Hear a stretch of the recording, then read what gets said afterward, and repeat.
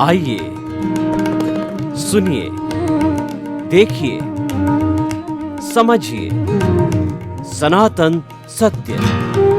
जैसी दृष्टि वैसी सृष्टि, दृष्टि विज्ञान। कुदरत, कुदरती रचना एवं कुदरत के कानून से शाश्वत सुख की प्राप्ति। जोधपुर के परम पूज्य महात्मा उपासक प्रोफेसर डॉक्टर सोहन राज तातेड़ के निर्देशन में सनातन सत्य। जैसी दृष्टि वैसी सृष्टि, दृष्टि विज्ञान।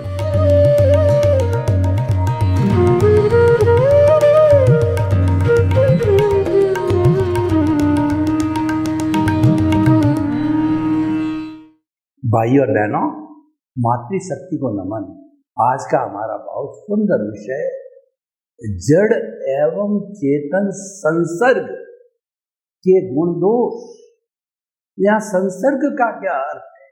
संसर्ग का अर्थ है कि दोनों का साथ में जुड़ना। जब पॉजिटिव और नेगेटिव बिजली के साथ जुड़ते हैं तो विस्फोट होता है। कोई भी दो वस्तुओं के जुड़ने से उसकी उत्पत्ति होती है या विध्वंस भी हो सकता है। संसर्ग से सृजन भी होता है और विध्वंस भी होता है। इसीलिए संसर्ग ये आज की इस दुनिया का गुण है। संसर्ग के बिना दुनिया लगातार नहीं चल सकती है और दुनिया में जो भी परिवर्तन होता है वो सब संसर्ग के द्वारा होता है। नर का मादा से मिलना, पानी का अग्नि से मिलना और गर्मी का जो है भाप बनना, ये सब संसर्ग के परिणाम हैं। तो आज का हमारा बहुत सुंदर विषय है कि ये जो पूरा ब्रह्मांड जो बना हुआ है, जो सनातन सत्य, जो रियलिटी है, जो सार्वभौम सत्य है, जो अल्टीमेट ट्रुथ है, वह ये कि पूरे ब्रह्मांड के अंदर केवल दो तत्व ही है, एक जड़ और एक चेतन। ये मौलिक रूप से दोनों शाश्वत है और ये दोनों अलग भी रह सकते हैं और जुड़ भी सकते हैं। जैसे कि सांख्य की भाषा में बात करें तो प्रकृति और पुरुष, पुरुष होता है वह ईश्वर का रूप होता है, बिल्कुल विशुद्ध अवस्था में होता है, और जो प्रकृति होती है वह जड़ होती है।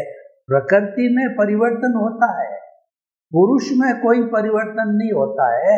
पुरुष तो भूत भविष्य वर्तमान तीनों में आदि अनादि काल में सदा एक सा बना रहता है, लेकिन प्रकृति हर वक्त बदलती रहती है। मनुष्य की प्रकृति भी देखिए, कभी वह खुश होता है, कभी वो नाराज होता है, कभी वो नाचता है, कभी वो गाता है, कभी वो सोचता है, कभी वो सुखी होता है, कभी वो दुखी होता है। ये परिवर्तन होता रहता है। तो सारा परिवर्तन जड़ में होता है, उसको हम उत्पाद और व्यय कहते हैं। भगवान महावीर ने बहुत सुंदर परिभाषा दी, और जब वो भगवान बने, जब वो केवली हुए, तो पहला प्रवचन उन्होंने सनातन सत्य का दिया। वो क्या था? उत्पाद व्यय ध्रुवात्मक सत्य। कोई भी वस्तु दुनिया की, चाहे जड़ हो चाहे चेतन हो, वह दोनों शाश्वत है और उनके अंदर उत्पाद होता है और व्यय होता है। लेकिन उत्पाद और व्यय के बाद भी जो है वो द्रव्य होती है, यानी वो इटर्नल होती है, परमानेंट होती है। कैसे? मैं आपको एक उदाहरण दूं कि किसी पुरुष ने कोई भी जो ज्वेलरी पहन रखी है, तो उसको मान लीजिए कि गले में उसने हार पहन रखा है, तो ये मानव प्रकृति है कि वह हर दिन नया चाहता है। तो उसने थोड़े समय के बाद चिंतन किया कि ये मैं हार को जो है पीट करके और एक बहुत अच्छी जो है वो हीरा जड़ित अंगूठी बना दूं।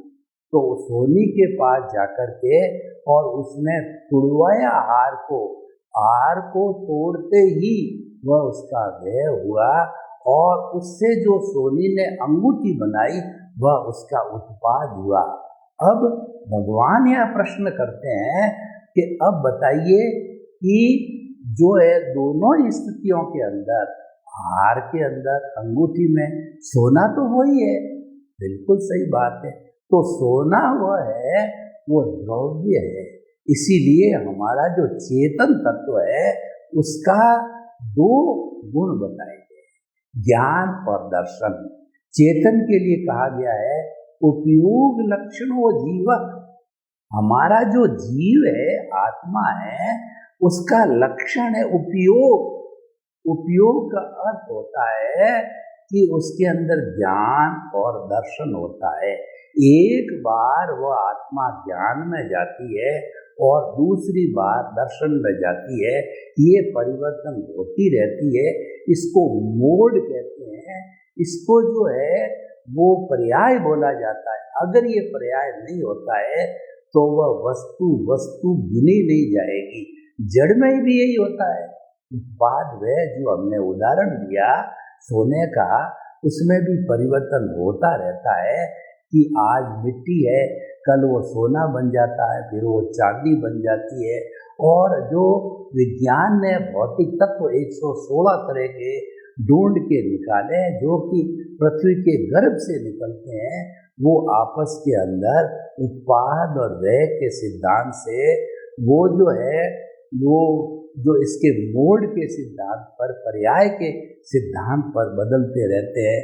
उनमें फ्यूजन होता है, यूनियन होती है, वो गलन मिलन धर्मा है, वो वर्ण गंध रस स्पर्श वाले होते हैं।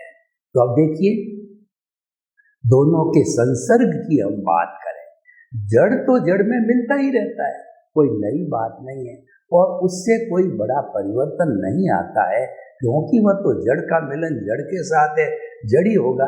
पर हम आपको एक स्पेशलिटी बताना चाहते हैं कि जब ये जड़ है वह चेतन के साथ मिलता है तो क्या होता है, वह बड़ी पिक्यूलियर बात है।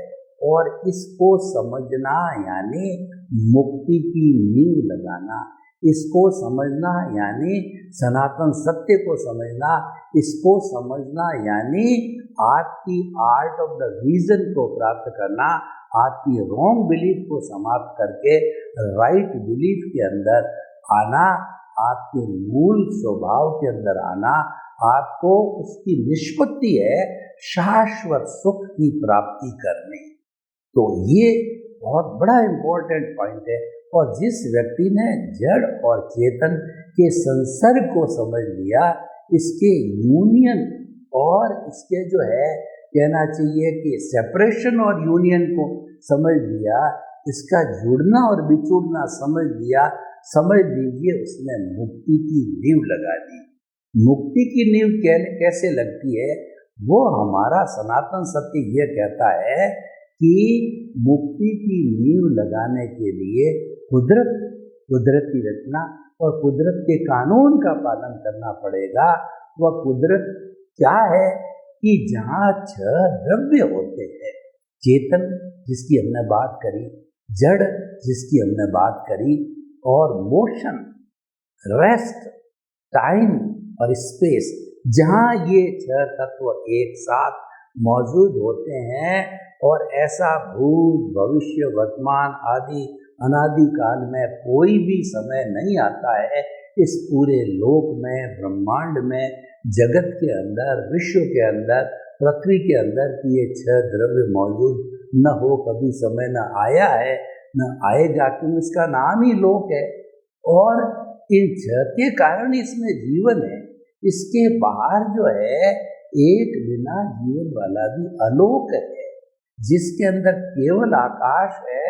और आजकल जो अंतरिक्ष यात्री जो चंद्रमा पर जाते हैं वो खोज कर रहे हैं कि जो है चंद्रमा पर जीवन की संभावना है। जीवन है या नहीं कंफर्म नहीं होता है, हुआ है। मंगल ग्रह पर जीवन की संभावना है, वहाँ पर ऑक्सीजन मिलने के संकेत मिले हैं।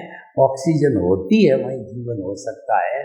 तो भाइयों और बहनों, हम इस ब्रह्मांड जिसमें जी रहे हैं, जड़ और चेतन के संसर्ग के अंदर जी रहे हैं, तो हम आपको बताना चाहते हैं कि मूल स्वरूप की जो हमारी आत्मा है, जो कि मुक्ति को जाने वाली है, मुक्ति स्वरूपा है, और वो अक्रिया है, वो अशरीरी है, वो हर प्राणी के भीतर एक समान विराजमान है। कुत्ता, चींटी, हाथी, गाय, भैंस, ऊंट, बैल, पेड़, मनुष्य, राम, कृष्ण, महावीर, 24 तीर्थंकर, सिमंदर स्वामी, जितने भी चेतना है उसमें एक समान विराजमान है। सामान्य दृष्टिकोण से कोई फर्क नहीं, सभी में परमात्मा बनने की अर्हता है। लेकिन जो विविधता संसार में हमको दिखाई देती, इसका कारण जड़ तत्व है, जो कि इसके साथ अलग अलग जो है प्रकृति, स्थिति, प्रदेश, अनुभाग, कर्मों के रूप के अंदर जुड़ा हुआ होता है। हर व्यक्ति के कर्म अलग अलग होते हैं, क्योंकि हर व्यक्ति के भाव अलग होते हैं। हर व्यक्ति का एक सा भाव कभी नहीं रहता है, हर व्यक्ति का ओरा बदलता रहता है। तो इसीलिए जो है, जैसे जैसे भाव कर्म होते हैं, वैसे वैसे द्रव्य कर्म होते हैं, और वैसे वैसे भुगतान और परिणाम और रिजल्ट मिलता है, या हिसाब पूरा होता है, वो अलग अलग होने के कारण होता है। और वह सारा जड़ के संसर्ग से होता है। मुख्य बात हम ये कहना चाहते हैं कि ये जड़ का संसर्ग विविधता पैदा करता है। अब प्रश्न ये है कि भगवान जो है वो महावीर को उनके शिष्यों ने जब दीक्षा ली, तो उनको जिज्ञासा हुई कि प्रभु आप बताइए कि आप कहते हैं कि चेतन मोक्ष में विराजने लायक होता है, और उसके साथ में कर्म शरीर, लिंग शरीर, कॉजल बॉडी, अज्ञानता जुड़ी हुई है, तो इसको क्या गरज पड़ी कि ये जड़ आकर के चेतन के साथ मिला? और कृपया बतावे कि ये कब से चेतन के साथ में जड़ जुड़ा हुआ है? तो भगवान को भी इसका उत्तर ध्यान नहीं था। केवली होते हुए भी इनका कोई उत्तर ध्यान नहीं था। तो उन्होंने इस बात को जस्टिफाई करने के लिए अपने शिष्यों से प्रति प्रश्न किया कि शिष्यों, आप बताओ कि पहले मुर्गी हुई या अंडा हुआ? शिष्य बड़े गंभीर चिंतन में पड़ गए।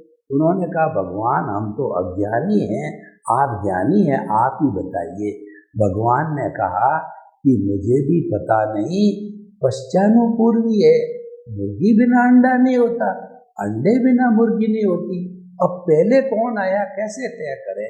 तो भगवान ने कह दिया, पश्चानुपूर्वी, आज से प्रश्न नहीं करना, ये अनादि अनंत काल से आत्मा के साथ में जुड़ा हुआ है। और यही कारण है कि आत्मा जो 84 लाख जीवा योनिया उत्पत्ति स्थान है, आत्माओं की संख्या तो असंख्य अनंत है, उसमें भाव भ्रमण करती रहती है। तो देखिए, हमने डायग्नोसिस की, डॉक्टर के पास जाते हैं तो डॉक्टर फैमिली हिस्ट्री पूछता है, हमारे स्वभाव के बारे में पूछता है, हमारे रहन सहन के बारे में पूछता है, हमारे आचार विचार के बारे में पूछता है, हमारी सोसाइटी के बारे में पूछता है। क्यों पूछता है? वो कारण जानना चाहता है, वो डायग्नोसिस करना चाहता है, फिर कई टेस्ट भी कराता है। तो सब चीज़ों को मद्देनजर रखते हुए वो डायग्नोसिस जब करेक्ट हो जाती है, इस बीमारी की कारण ये है, जब कारण पकड़ में आ जाता है तो निवारण तुरंत हो जाता है। क्योंकि प्रकृति का नियम है, without the reason, without the cause there is no effect at all. कारण बिना कार्य नहीं होता है, एक दूसरे के पूरक है। कारण से कार्य बनता है, कार्य से कारण बनता है, और ये श्रृंखला चलती रहती है। तो देखिए कि डायग्नोसिस हुआ कि ये जो है, जो तत्व जड़ है, वह अज्ञानता के रूप में आत्मा के साथ में जुड़ गया, और ये आत्मा जो है शरीर धारण करने लग गई। यानी I plus my is equal to bonded soul. ये अज्ञानता है, ये माई है। मैं, मेरा, अहंकार, ममकार, ये अज्ञानता, ये जुड़ने से ये अशुद्ध हुई, उसका नाम हो गया बॉन्डेड सोल। अब आई जो बॉन्डेड सोल है उसमें से माइनस माई करता हूं मैं, यानी कुछ हम आर्ट ऑफ डिवीजन लागू करके, सनातन सत्य लागू करके, कुदरत कितना कुदरत का कानून लागू करके, दृष्टि विज्ञान लगा करके हम जो है इसमें करेक्शन दे देते हैं, इसको ठीक कर देते हैं, माई को हटा देते हैं। यानी कि हम अकर्ता बन जाते हैं। तो कुछ जन्मों में अकर्ता बनने से, नए कर्म न बनने से पुराना सारा भी बर्फ की शिला की तरह वाश होकर के माई वाश हो जाता है। तो I minus my is equal to pure soul. Pure soul होते ही ये अलग वो अलग। भगवान ने ये बताया कि जो जड़ है उसका प्योरेस्ट रूप होता है, वह परमाणु कहलाता है। आज के वैज्ञानिक लोग उस जड़ पे जो काम करते हैं वो भी परमाणु बोलते हैं, लेकिन वो वास्तव में अणु है। अणु टूट रहा है, प्रोटॉन, न्यूट्रॉन और अपने जो बोसोन और गॉड पार्टिकल, कितने ग्लूकोज, कितने पार्टिकल्स नए प्रतिदिन होते रहेंगे। परंतु भगवान ने जो बताया परमाणु नॉन डिस्ट्रक्टिबल, नॉन डिविजिबल, न तो उसके टुकड़े होते हैं, न उसको समाप्त किया जा सकता है, न उसको आंखों से देखा जा सकता है, न वह किसी से रुकता है और न वह किसी को रोकता है। इतना सूक्ष्म होता है, वो रिलेटिव होता है और वो रियल परमाणु शुद्धतम होता है। जैसे कि प्योर आत्मा प्योर होती है तो वो परमाणु शुद्ध होता है। लेकिन जब एक परमाणु दूसरे परमाणु से द्विपरमाणु, चतुपरमाणु, अष्ट परमाणु, असंख्य परमाणु होते होते अणु बनते हैं और फिर ये जो आंखों से दिखने वाली जड़ दुनिया हमको दिखाई देती है वो बनती है। तो इस तरीके से जो है ये हमने जाना कि इसके साथ में ये कार्बन शरीर रूपी जड़ जुड़ा हुआ है, अज्ञानता जुड़ी हुई है। तो पहले थोड़ा उस जड़ का विवेचन करते हैं, कार्बन शरीर। तो कार्बन शरीर जो है वो चतुस्पर्शी 4 स्पर्श वाला होता है, शीत, उष्ण, स्निग्ध और रुक्ष। हमारे इस ब्रह्मांड के अंदर भौगोलिक रूप से अष्टस्पर्शी परमाणु है, चतुस्पर्शी परमाणु। चतुस्पर्शी परमाणु इतने सूक्ष्म है कि न तो उसको फोटो लिया जा सकता है और न विज्ञान की किसी भी दूरबीन से अब तक पकड़ में आए हैं। चतुस्पर्शी परमाणुओं को जो कि प्रत्यक्ष ज्ञानी कौन होते हैं? जो कि इंद्रियों का सहारा नहीं लेते और प्रत्यक्ष आत्मा से अविज्ञान के जरिए, मनोप्रव ज्ञान के जरिए, केवल ज्ञान के जरिए, ये तीनों प्रत्यक्ष ज्ञान की आत्मा से मिलता है। ये प्रत्यक्ष ज्ञानी इन परमाणु को अपने दिव्य चक्षु से, अपने ज्ञान से देख सकते हैं। तो हम आपको ये बताना चाहते हैं, चतुस्पर्शी ये जो हमारा मन, वचन, काया है, ये बाहर के 5 जो इंद्रियां हैं, ये बाहर से विषयों को तान के लाती है ब्रह्मांड से चतुस्पर्शी को, और उन चतुस्पर्शी परमाणुओं को वो कुछ नहीं करती। उसका काम यह है कि ब्रह्मांड से देख करके, चख करके और जो है स्पर्श करके, सुन करके, जो 5 इंद्रियों के 5 विषय के 5 मूल विषय और उसके उत्तर प्रकृतियाँ जो है 23 है, तो उनके माध्यम से वो ला करके और भीतर जो कार्बन शरीर बैठा है उसको सौंप देती है। और उसके अंदर जैसे जैसे खाने बने हुए हैं, उसके मूल खाने हैं 8 कर्म की 148 प्रकृतियाँ हैं। उसमें छटनी होकर के वो लग जाता। वो चटनी कैसे होती है, मैं आपको उदाहरण दूँ। किसी भी पोस्ट ऑफिस में पूरे हिंदुस्तान भर की डाक आती है। उस पोस्ट ऑफिस के अधीन मेन पोस्ट ऑफिस जोधपुर आया। अब जोधपुर के आसपास के बहुत से गांव हैं, तो उन गांवों के अलग अलग कोड के खाने होते हैं। तो पोस्टमैन क्या करता है, छटनी करता है।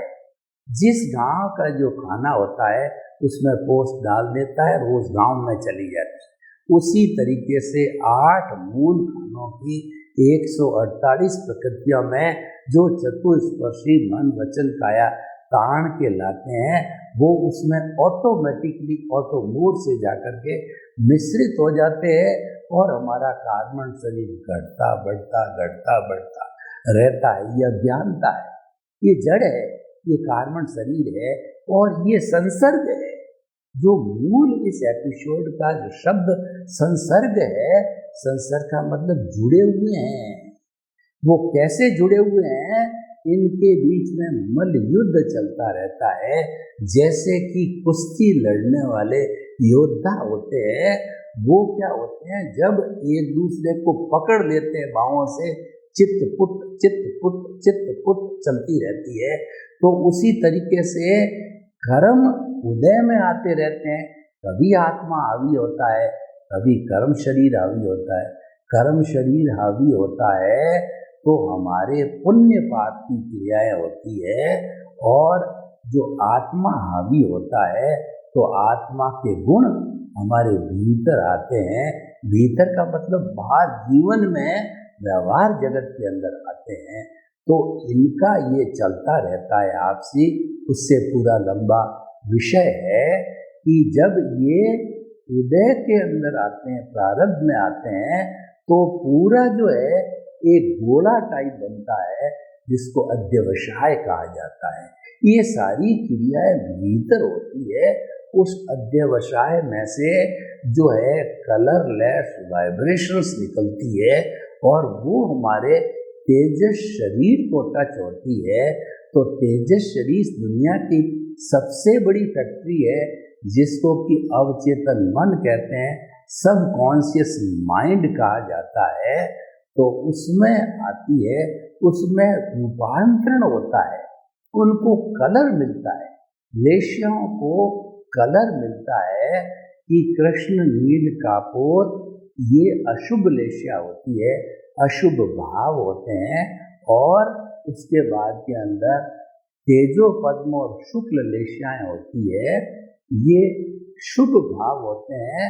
तो शुभ और अशुभ भावों से पुण्य पाप की परिणति होती है, और वो भाव है। तो ये सारा अवचेतन मन में होता है। उनके साथ में हमारी एंडोक्राइन ग्लैंड्स जुड़ी हुई रहती है, जो डक्टलेस होती है, जिसके मुंह नहीं होता है। फिर भी जो हमारी जो है ये 6 लेशियाएं जो आई थी, वो कलर फॉर्म के अंदर जो थी, वो लिक्विड बन करके और हमारे जो है इन एंडोक्राइन ग्लैंड्स में आती, जिसका की संबंध है हमारे शरीर पर काम करने वाला चित्त है, मन है, उनके साथ होता है। उनके परामर्श से जो है वो एंडोक्राइन ग्लैंड्स का लिक्विड है, वह उदय और प्रारब्ध के रूप में ब्लड के साथ मिलता है, और हमारी कर्मेंद्रियां, हमारे हाथ है, पाँव है, जो है वो सारा बुद्धि है वगैरह, उस एक्शन में लग जाते हैं। बुद्धि कर्मानुसारिणी। तो जैसा हमारे ब्लड के अंदर वो भाव परिणित होके आते हैं, उसके अनुसार बुद्धि बनती है। उसके अनुसार जो है हम एक्टिविटी करने लग जाते हैं। व्यक्ति हिंसा करने लग जाता है, अशुभ भाव हो तो, और शुभ भाव हो तो चैरिटी करने लग जाता है, परोपकार करने लग जाता है, दूसरों के भले में लग जाता है, और जो है इस जीवन का सार निकालता है। तो ये सब भावों का संसार है, भीतरी संसार है। तो मैं क्या कहना चाहता हूँ कि ये जड़ और चेतन के संसर्ग से होता है। न तो अकेला चेतन कर सकता है, अकेला चेतन तो अक्रिया है, वह तो कुछ भी नहीं करता, उसकी तो मात्र प्रेजेंस है। उसकी प्रेजेंस है जब मैं बोल रहा हूँ, और प्रेजेंस नहीं है तो वह जड़वत यानी मुर्दा बन जाता है। उसका वर्क इतना ही है।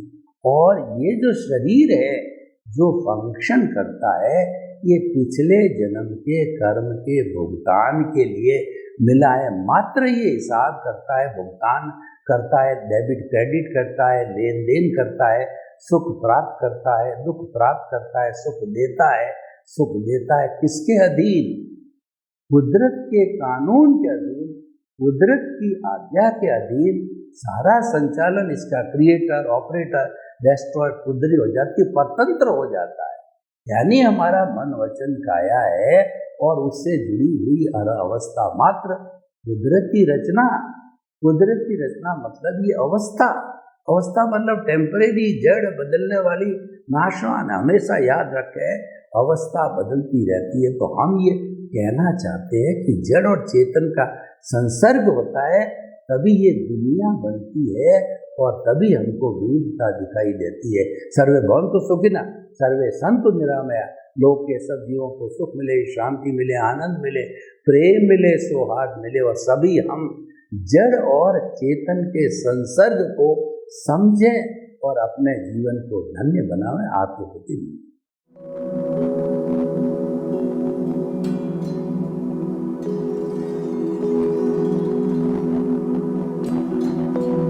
एक ऐसा अंतर्राष्ट्रीय ख्याति प्राप्त मानव जो गुरु प्रेरणा से पिछले 20 वर्षों से वानप्रस्थ जीवन जीते हुए 24 घंटे मानवता की सेवा में संलग्न है।